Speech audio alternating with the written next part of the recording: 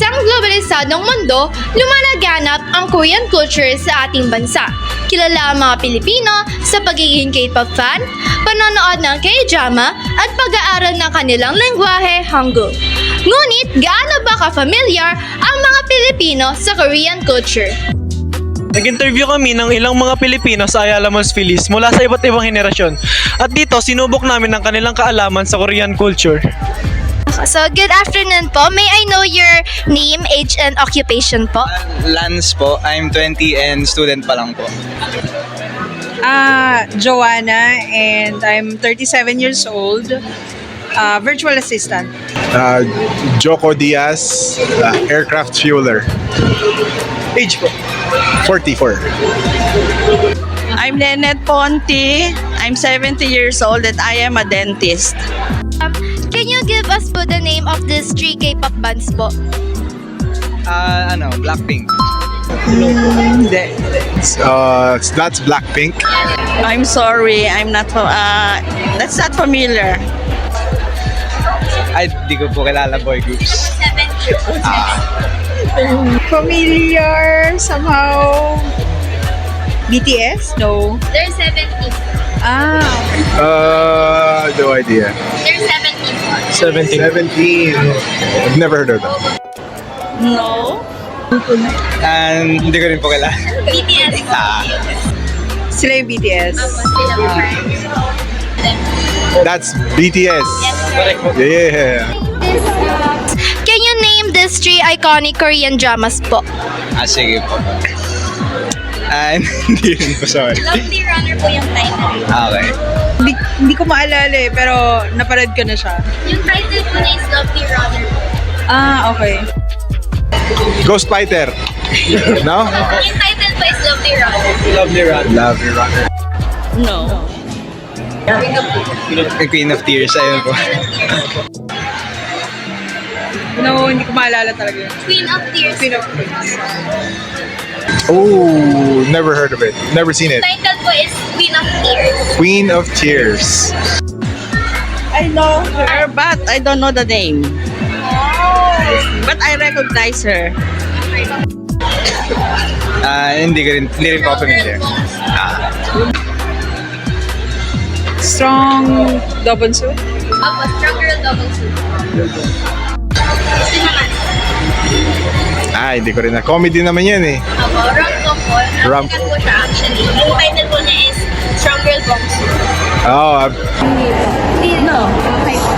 Can you tell us the meaning of these two Korean words po? Annyeonghaseyo and saranghayo. Hi and I love you. Hello? Or hi? Correct po. I love you. Yes. Correct po. Hello, how are you? Correct po. It's a greeting po in Korean. I love you. Correct po. Nah. Correct. Alam. Is that good morning? Annyeonghaseyo means hello po. Ang greeting po in Korean. Then, yung saranghayo po. Yung saranghayo po. Saranghayo means I love you po. Yes po, I love you. For our open-ended question po, paano mo po mailalarawan ang epekto ng Korean culture sa Pilipinas, lalo na po sa mga kabataan? Malaking influence ang Korean culture ngayon. Sa nakikita ko kasi kahit saan maraming K-pop eh. Malakas yung impluensya niya, lalo na sa mga kabataan when it comes to pop culture. Like, more of, on my age nakikita ko yung mga kabataan ngayon, mas in sila sa Korean culture when it comes to music. And kahit yung mga generation ko, nahuhook na rin, pero more of Korean drama series. Ganun.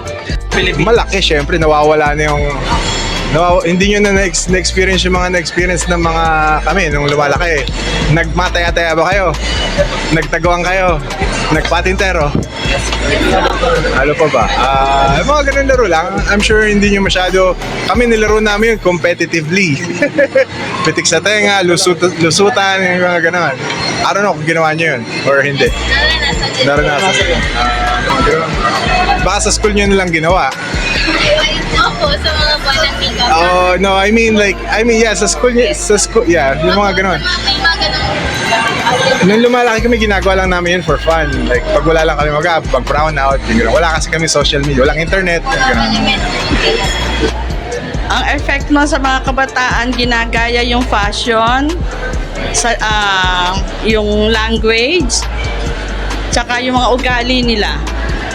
Sa tingin niyo po ba positibo or negatibong bagay po ito?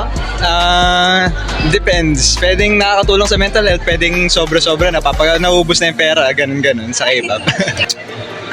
Both actually have positive and negative sides. Positive kasi somehow na-open tayo on how Koreans live and how parang namumulat tayo hindi lang sa culture natin. And negative side kasi somehow mas may point na mas natatangkilik natin yung culture at saka yung music nila instead of ours. Well, kung globalisasyon ng pinag-uusapan, I'm sure maganda. Siyempre, at least expose kayo sa ibang kultura. But at the same time, hindi kasi medyo I don't think nakakalimutan nyo naman yung kultura natin, pero nag-iiba lang yung kultura natin kasi, kumbaga naghahalo lang. Mas negatibo kasi nawawala ang Philippine culture. Kung ako ang tatanungin, maraming pamamayang Pilipino ang pamilyar sa Korean culture. Bakit? Dahil sa malakas na impluwensya ng K-drama at K-drama tulad ng What's Wrong with Secretary Kim and Crash Landing on You. At dahil na rin sa mga K-pop, ang mga example nito ay BTS at Blackpink. Dito lumaganap ang Korean products nila tulad ng skincare products, pagkain at fashion na na-impluwensyahan sa mga Pilipino. Bukod dito, ang social media at internet ang nagpadali na ma-recognize kaagad ang kanilang Korean culture sa Pilipinas at naging posible ang fan meet at concert sa Pilipinas. Sa parang ito, dito naging matibay ang koneksyon ng mga Pilipino sa kulturang Koreano. Salamat sa panonood at sana may natutunan kayo sa aming video. Ingat!